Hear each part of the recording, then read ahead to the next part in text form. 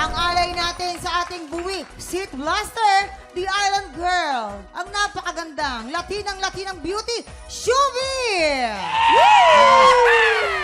Yes, mga ating tropa! Kumusta kayong lahat? O, diba? Yes naman. Ito na, magkakaalaman na tayo, Shubi. Ay, ano ang yan? tanong, magpapasabog ka na ba? Magpapasabog na!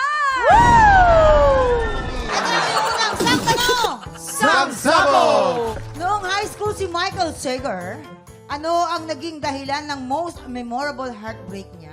A. Ginaw siya ng kanyang crush. Or B. Nireject siya ng nililigawan niya sa mismong birthday niya. Ay, grabe. Naikwento sa amin to ni Michael. Ano to, birthday daw niya ate, di ba? Oo, nireject Tapos, siya. habang kumakanta daw siya nung ano, di ba? Ako, kunwari, ako yung may birthday.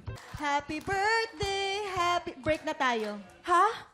Ganun, ganun. ma. Habang Dali- nakantahan talaga siya. tinapos? Hindi tinapos. Talagang pinutol ng ganun. Happy birthday, break na Hindi tayo. ka tayo. Ganon. Ganon. Grabe Ganon, naman. mamang. Ang sama. Di ba? Ang sakit nun. Oo, masakit. Tapos na kayo. Tapos na po kami. Tapos na. Ako si Michael Sager, Yes. yung birthday niya. Ayun din, yun din. Yes po, mamang. Yun Ito din. po, ito po. Ito. Birthday niya, no? Okay. Tapos kumakanta ng happy birthday. Happy birthday to you. Yan. Happy birthday to you. Okay, blow the candle. Biglang, Biglang nawala. nawala yung girlfriend. Kasi, Ghost. Oo. Biglang nawala. Multo pala yung girlfriend niya. Tapos yun.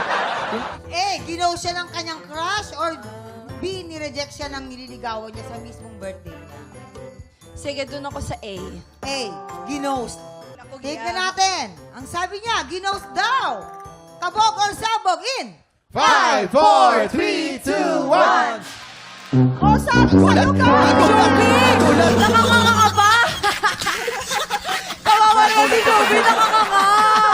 Sana sinabihan niyo ako! Ang pangalawang, saan tanong? Samsabog! Oh.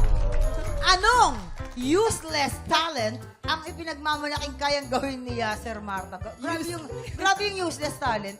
A. Kaya niyang mapalabas-pasok ang balahibo sa ilong.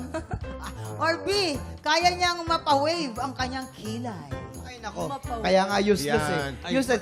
Dati nun kasi magaling siya sa pick-up, pero hindi niya na tinuloy yun. Kaya ang ginawa niya, pag minsan kami nagkukwentuhan noon, sabi ko, bakit parang may paka ng ipis sa ilong? ilong, oo. Yung pala, bigla niya ipinasok. Tama-tama, walang kagalaw-galaw ba? Oo. Biglang pumasok yung balahibo sa ilong. Tapos, binugan niyo ulit. Paglabas, meron ng chichirya. Naku! Ang galing. Totoo yan, Lumalabas. Kuya Jason, kasi magkasama kami ni Yasser simula pa ng one-up days na. Oh, di ba? Kaya talagang pag-rehearsal namin, bigla yung gagawin. Guys, tingnan nyo. Uy, wala. pumapasok. Wala. Yung mga ipis na Oo, Uy, yan. tsaka may trivia ko tungkol dyan, ha? Ay, ano yan? Alam niyo ba, na ang buhok natin sa ilong, yan ay konektado sa hinlalaki mo. Bakit po, Kuya Ken? Pag hinila mo yan, sabi na hinlalaki mo. Gumagano. Talaga? Napakabago no, Kuya Ki? Ay, talaga?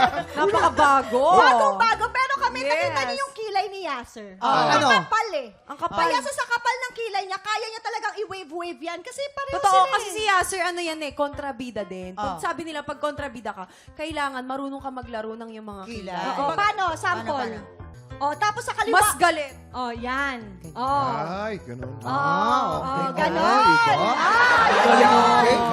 Excuse So me. yung pala, napapa-wave ang kilay. So ngayon, ang tatanungin natin si Chubby, ano magiging kasagutan mo dyan? A. Kaya niyang mapalabas-masok ang buhok sa ilong? Or B. Kaya niyang mapa-wave ang kanyang mga kilay? Feeling ko mas maniniwala. Siyempre. Yan. Sabi po niya, ay kayang ilabas-masok ang buhok sa ilong, kabok or sabog. 5, 4, 3, 2, 1! Ga! Sorry. Talaga.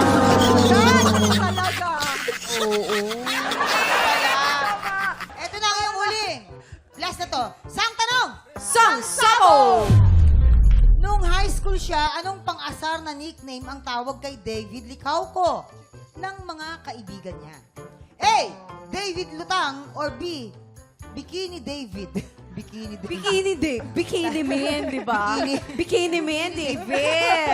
Pero kami, ang sagot namin dyan, David Lutang. oo. talaga? Kasi minsan, mamang kapag kausap ko yan siya, parang hindi ko alam kung nagagandahan ba siya sa akin. Oo. Or parang- Actually, parang nadala niya yan hanggang ngayon. Kaya di ba minsan parang inaasar-asar siya. Sabi, uy, lutang ka ba? Kasi minsan parang kulang sa tulog. Siguro, kasi po, si David Licaco ay may sakit na sleep apnea. Oo, yung may mga sleep apnea ay hirap po sila Sa makakuha tulog. ng oxygen pag natutulog po sila. Kaya po lutang kasi nga, walang tulog ng At tulog. saka ganun yun talaga, kapag kakulang ka sa tulog, yung oxygen hindi dumadaloy hanggang brain. Hindi. Kaya Oo. nakakalutang talaga. Oo, lulutang ka Galing, alam mo, talaga. maganda pagkakapaliwanag ninyo. Ha? Yes. Diba? Papunta na sa doktor.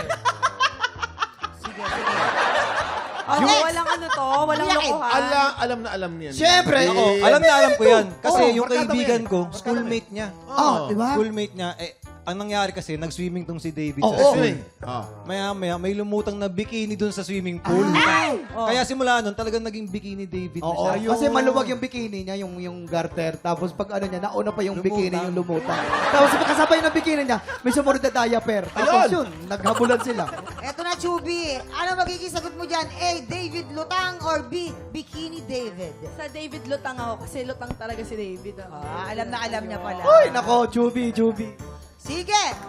David Lutang, kabog or sabog in 5, 4, 3, 2, 1. Ay, nako, Chubby.